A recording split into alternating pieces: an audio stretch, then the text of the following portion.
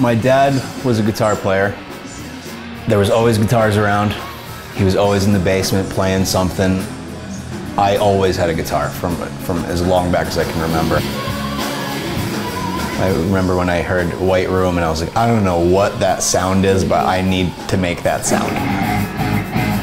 I used to have like a $5,000 Les Paul and like a $4,000 Mesa Boogie amp, and then I bought a house and found out I was having 2 kids at once, and I was like, okay, bye-bye, expensive equipment, and just got so spoiled with good equipment, and then couldn't afford it anymore, and I was like, oh, I'm gonna go get a bandsaw and some wood and see what I can do. 2010 was the year that I was just a musician for a living. Because of my family situation, I couldn't work during the day. 2009, I played like 6 gigs. 2010, I played 110, I think. And I didn't have any money, so I was playing these crappy guitars because that's all I could afford, and I was like, you know, I gotta get something better. After I built a few guitars, people started to ask me, you know, would you build me a guitar? And I really didn't think I was ready for it. I'm kind of super self-conscious about anything that I create. But it kind of, as time went on, I was like, you know, my guitars are getting a lot better.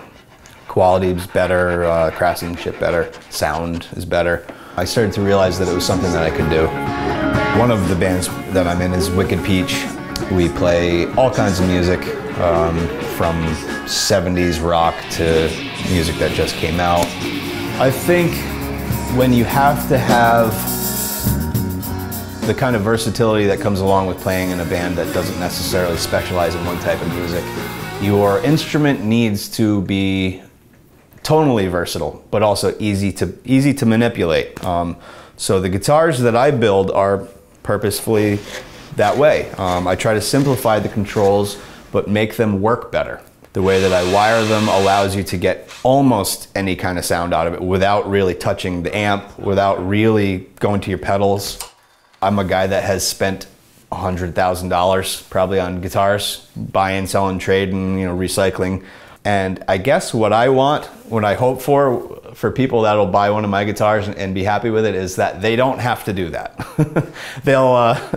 They'll spend that much money vicariously through me and just get something that'll work well for them. I love acoustic guitars, and I'm not currently building them, but I will. But they don't speak to me like electric guitars. Electric guitars, the way that they play, the strings are a little easier to move around. It's almost like they become like an extension of your body. Acoustic's kind of clunky. You know, even when you've got a small acoustic, it's still kind of boxy feeling. An electric guitar kind of just like melts right into you. All right, so plastic's still on the pick guard. I like to make my guitars as comfortable as possible so they just kind of fit right on you. I've had people say that, friends that have said that my guitars have helped them play better, and then they go back to theirs and they don't want it anymore. So that's a good compliment. Sounds good. That sounds great.